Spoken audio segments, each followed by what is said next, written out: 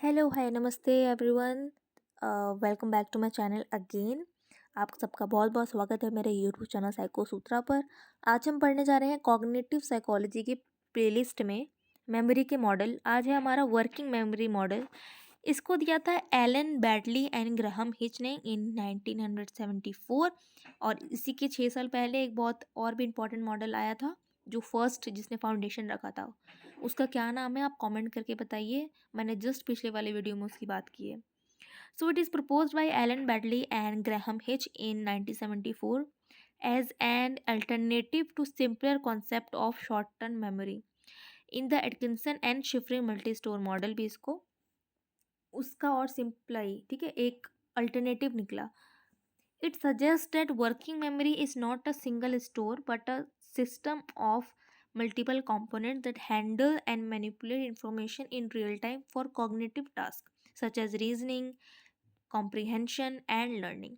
तो इन्होंने क्या कहा कि जो एटकिंसन एंड जो शिफ्रिन का मॉडल था, उन्होंने एलटीएम मतलब पूरे प्रोसेस को ही ओवर सिंप्लीफाई कर दिया है और रिहर्सल पे ज़्यादा ध्यान दिया है, एंड एसटीएम को एक बहुत ही ओवर सिंप्लीफाई कर दिया है। इन्होंने कहा कि नहीं, ये एक डायनेमिक सिस्टम है, ये सिर्फ एक सिंपल कॉन्सेप्ट नहीं है, इसमें multiple concept and components included हैं जो कि हमें हेल्प करते हैं इन रीजनिंग, कॉम्प्रिहेंशन एंड लर्निंग। तो उन्होंने नाम बदल के पूरा मॉडल ही बदल दिया। इन्होंने क्या कहा, इन्होंने उसको नाम दिया central executive phonological loop and visual special sketch pad side side में काम कर रहे होते हैं, बीच में एक एपिसोडिक बफर होता है और लास्ट में वो कहाँ जाता है, लॉन्ग टर्म नॉलेज सिस्टम में। अब आपको लग रहा होगा कि ये सब क्या बड़े बड़े टर्म्स हैं, बट वीडियो के एंड तक बने रहिए, आपको सब समझ में आ जाएगा in a simpler way. First one is central executive. This act as a supervisory system that directs attention and coordinates the activities of the subsidiary system, that is slave system। इन्होंने क्या कहा, सेंट्रल एग्जीक्यूटिव को एक ना मतलब एक बड़ा order देने वाला एक सुपरविजनरी सिस्टम देगा कि हाँ भाई, तुम इस चीज़ पे अटेंशन करो, तुम इस चीज़ पे काम करो, तुम इस चीज़ पे काम करो। इसके कैरेक्टरिस्टिक्स क्या है, it allocates resources to different task, switches attention between tasks, integrate information from different various sources and has a limited capacity। For example, अगर हमें एक मैथ्स का क्वेश्चन सॉल्व करना है तो हम बैकग्राउंड नॉइस को छोड़ के सिर्फ उस मैथ्स के प्रॉब्लम पे काम करेंगे। So it allocates resources to different task, switches attention between tasks, integrate information from various sources to solve that problem, and it has of course limited capacity। So what is central executive? A supervisory system that directs attention and coordinates activities of the subsidiary systems। अब हम देखते हैं phonological loop क्या होता है। Phonological का आपको समझ में आ रहा होगा, ये कुछ वर्बल और ऑडिटरी से रिलेटेड लग रहा है। हाँ, इसका फंक्शन है ये that it handles verbal and auditory information. Phonological, इसमें पता क्या होता है, इसमें ना एक फोनोलॉजिकल लूप होता है and N articulatory control process होता है। फोनोलॉजिकल स्टोर इनर ईयर में होता है, जो 1 से 2 सेकंड के लिए हम जो वर्ड शॉर्ट ड्यूरेशन के लिए हम पकड़ पाते हैं, होल्ड कर पाते हैं। आर्टिकुलरी कंट्रोल सिस्टम कि उस चीज़ को हम रिहर्स एंड रिफ्रेश अगर करते जाए तो हम डिके तो उससे डिके नहीं होगा, वी कैन प्रिवेंट डिके, यानी हम भूलेंगे नहीं। या अगर हम जो सुन रहे हैं उसको रिटर्न टेक्स्ट में उतार लें तो भी हम नहीं भूलेंगे, राइट। कैरेक्टरिस्टिक्स की बात करें तो plays the key role in language acquisition and has limited capacity it also, ठीक है, उसमें भी सेंट्रल एग्जीक्यूटिव की भी लिमिटेड कैपेसिटी थी एंड फोनोलॉजिकल लूप की भी। एग्जाम्पल कि आपको एक फ़ोन नंबर याद करना है तो वो अपने माइंड में आपने रिपीट किया, या फ़ोन नंबर आपने सुना, कुछ याद करना है, आपने लिख लिया कहीं पे। Third one is visual spatial sketch pad. Function इसका यही है, manages visual and spatial information. Characteristics की बात करें तो it helps in task requiring mental imagery, ठीक है, mental imagery, navigations, mind maps और स्पेशल अवेयरनेस के बारे में बताता है। इसकी भी लिमिटेड होती है capacity. Visualising a map to navigate through a city और imagining a layout of your room, this is what is include with spatial sketch pad.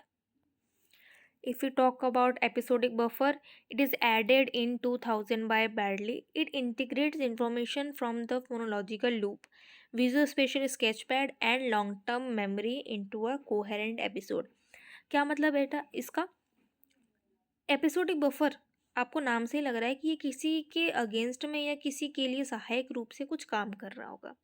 सो ये इंफॉर्मेशन को गैदर करता है कहाँ से? फोनोलॉजिकल लूप से, विजुअल स्केच पैड से and long term memory से, और इसको एक कोहेरेंट एपिसोड के रूप में दिखाता है, बनाता है। कैसे? करेक्टरिस्टिक्स के क्या है? Serve as a temporary store with limited capacity, इसकी भी लिमिटेड कैपेसिटी होती है। Provides a link between working memory and long term memory, तो ये इसका स्ट्रेंथ है कि इन्होंने ना लिंक समझाया है working memory and long term memory का, जो कि एटकिंसन ने नहीं समझाया था, जो उसका क्रिटिसिज्म था, लिमिटेशन था। Example, remembering a context of a story while listening to it, right?